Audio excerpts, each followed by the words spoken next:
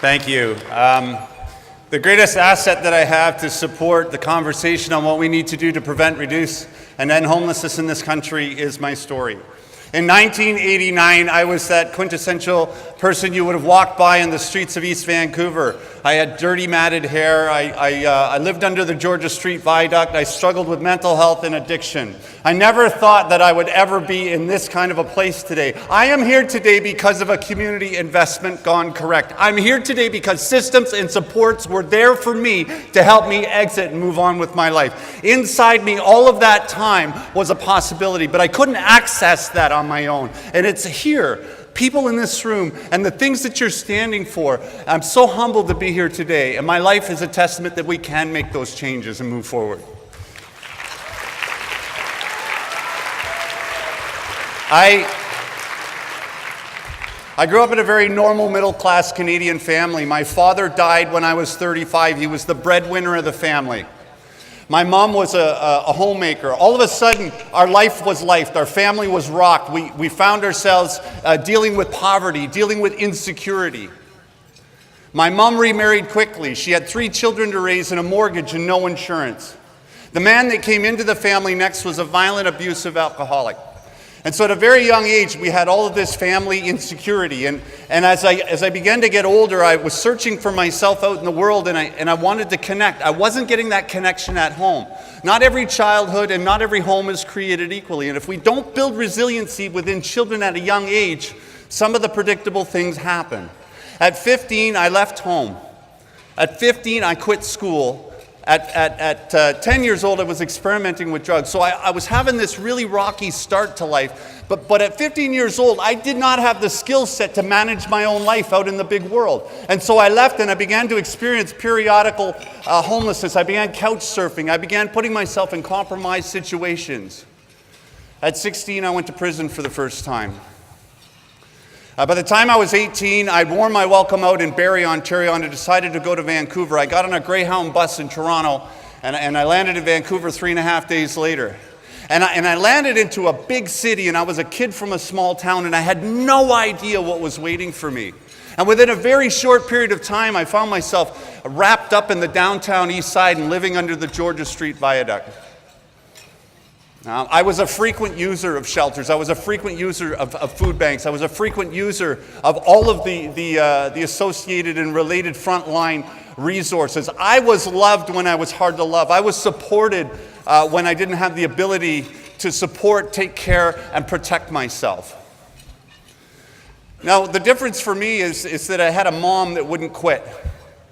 And my mom ended up, I made a phone call. I walked into a frontline service provider one day. It was the Salvation Army, and that day I'd happened to have the worst day in my life. I ended up selling the boots off my feet to support my drug dependency, and I was at my bottom.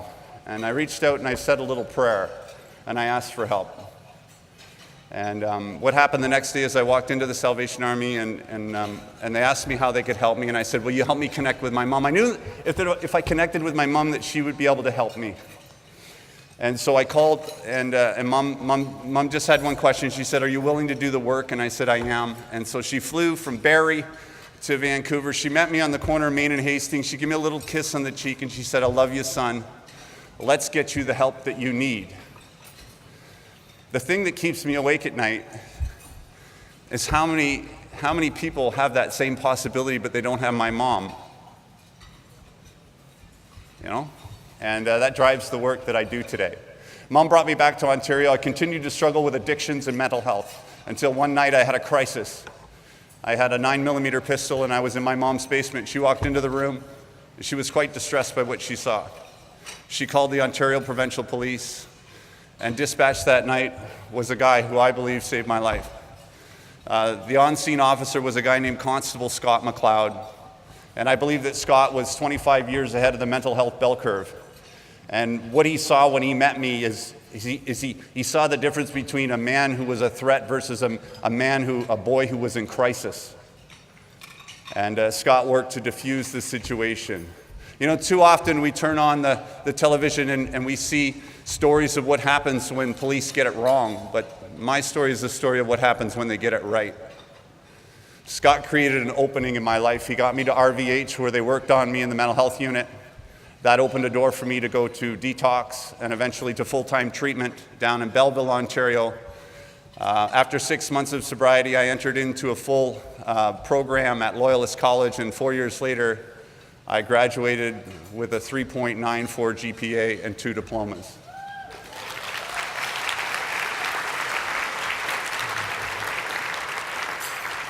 Lived experience, and when you look at that, the systems on the way out worked. I had Scott, I had Mom, I had access to treatment, I had access to college, I had access to everything that I needed to find my possibility. After graduating college, I went back to Vancouver because I still felt that there was something there for me. And I ended up getting a job in sales, and I started to do really well, and I got another job in management, and then I got an opportunity in the tech sector to start a business with a friend of mine, and I put my head down and I worked really hard. And about 5 years had passed, and now I was driving my big car down into the downtown east side, and I stopped at a light inside that old neighborhood, and I looked out my window of this big fancy car I was driving, and there was a young man pushing a shopping cart. And it hit me. And when I got to the office that day, on my front desk was a cover of Canadian Business, and I was on the cover of that magazine. In less than 12 years, I went from a boy with very low probability of success to being a celebrated entrepreneur. Inside me, inside you, and inside every human being is an unlimited, untapped possibility. But we need those coaches, we need that support system to sometimes help people get unstuck and move forward. I got to a place in my life where I was the Canadian version of the American dream. I had everything that I said I wanted. All my bucket list was ticked off before I was 35 years old, but I was no more fulfilled inside. I wanted to now do something with my story, and I had the opportunity in Montreal to do a CSR project with a group of people, and I shared my story, and we did a sleep out, and we put all of this energy into supporting an organization that supported street-involved youth. And at the end of that experience, these conservative business people said, "I'll never ever look at this issue the same." And I went, wow. So lived experience with some engagement can change the way we think about an issue. As a pragmatic business guy, I stepped back, and as a person who wants to make a difference, I began asking a question on what I could do on a grander scale to engage this country on what we need to do. The one thing that I'm good at is telling my story, and I know that stories and public engagement are one of the big things that are missing inside the larger. We need more than just what's in this room to solve the problem. We need private sector, we need collaborative relationships, we need educators, we need healthcare, we need everyone to come to the table if we're ever going to see the needle move in a very serious way. And so I began asking, how can I be involved in some sort of national public engagement project? And on an airplane ride, my friend Sean said, well, when Canadians want to raise awareness for things, Joe, they run across the country. It's kind of Canada's thing. He said, why don't you run across Canada for homelessness? And I said, why don't you run across Canada? I'm kind of busy this week. But then he said something extraordinary. He said, why don't you push that shopping cart? It's a symbol of chronic homelessness, the very thing that you're trying to avoid for young people. It's an outcome. And I liked that idea, and so I stepped back and I began building. And I began building relationships. And I began building sponsorship. And I began to develop a program that would have us walk 9,000 kilometers across the second widest country in the world, talking about what we need to do to prevent, reduce, and end youth homelessness.